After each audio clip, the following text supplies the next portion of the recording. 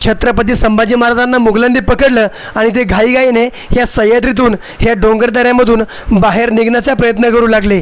जाता जाता मध्येच अंधार पडला म्हणून ते शिराळाच्या कोटाजवळ त्यांनी मुक्काम केला। त्यांनी राजांना आणि कवी कलशांना एका कडक बंदोबस्तात ठेवलं। त्यांच्यावर जोत्याजी यांनी केलेल्या हल्ल्यामुळे मुघल एकदम सावध झाले होते। ते रात्रभर झोपले नाहीत।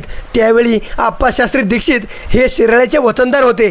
त्यांची वतनदारीवर नेमणूक छत्रपती शिवाजी महाराज यांनी केली होती। मुघलांनी संभाजीराजांना कैद करून शिराळ्याच्या कोटाजवळ मुक्काम केला आहे ही बातमी आप्पाशास्त्री यांना त्यांच्या एका माणसाने सांगितली। ही खबर कळताच आप्पा दीक्षित यांनी आपली शिबंदी गोळा केली आणि आपल्यासोबत आपल्या तालमीतील पहिलवान, जवान लोक, तरुण पोरं आणि गावातील अनेक लढाऊ मावळे जमा केले।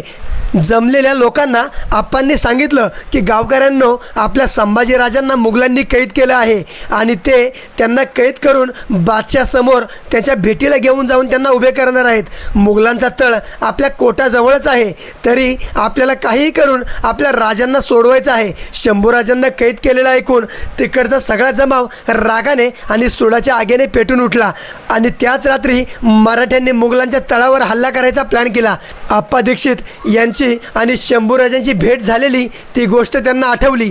ज्यावेळी शिराळ्याच्या परिसरात तुळाजी निकम देसाई आणि तुळाजी कडू देसाई ह्या दोघांचा देशमुखीच्या वतनासंबंधी वाद चालू होता, तेव्हा तो वाद मिटवायला, न्याय निवाडा करायला खुद्द शंभूराजे शिराळ्याला आले होते। आणि त्यावेळी आप्पा दीक्षित यांनी शंभूराजांची शरीरयष्टी, ते भारदस्त व्यक्तिमत्व आणि योग्य न्याय निवाडा बघून ते खूपच भारावून गेले होते। रात्रीचा दुसरा प्रहर चालू झाला होता आणि अचानक मराठ्यांनी मुघलांवर हल्ला केला। मुघलांचं सैन्य जास्त होतं, मराठ्यांचा कुठा निभाव लागणार होता, तरी आप्पा दीक्षित आपल्या सर्जा शंभूराजासाठी आपल्या जीवाची बाजी लावून लढत होते आणि त्यांची माणसं पण त्याच ताकदीने, त्याच त्वेषाने लढत होती। शिराळ्याच्या रानात 2 प्रहर युद्ध चालू होतं। अगदी रक्ताचं पाठ वाहू लागलं, प्रेतांचं ढीग पडू लागलं, एकदम जबर रणकंदन माजलं, माणसांचं आवाज घुमू लागले।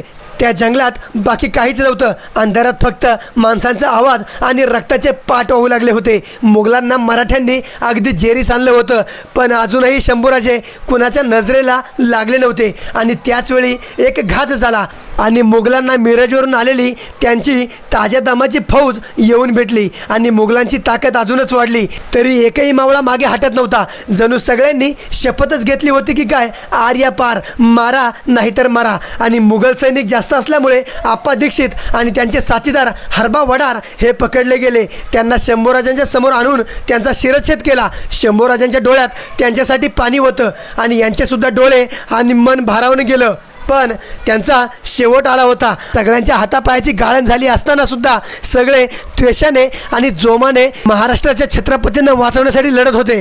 पण प्रयत्न करता करता आपल्या प्राणाची बाजी लावून ह्या सर्व मावळ्यांनी आपलं नाव इतिहासात कोरलं। अशी अनेक माणसं आहेत ज्यांचं नाव ह्या इतिहासाला माहीतसुद्धा नाही। अशा कितीतरी मावळ्यांनी या मातीसाठी, आपल्या महाराजांसाठी आणि आपल्या पुढच्या होणाऱ्या पिढीसाठी आपल्या जीवाची बाजी लावली आणि स्वतःचं आयुष्य अर्पण केलं। छत्रपती संभाजी महाराजांना कैद केल्यानंतर जोत्याजी केसरकर यांनी आपल्या जीवाची बाजी लावून लढले, त्यांना सुद्धा यश आलं नाही।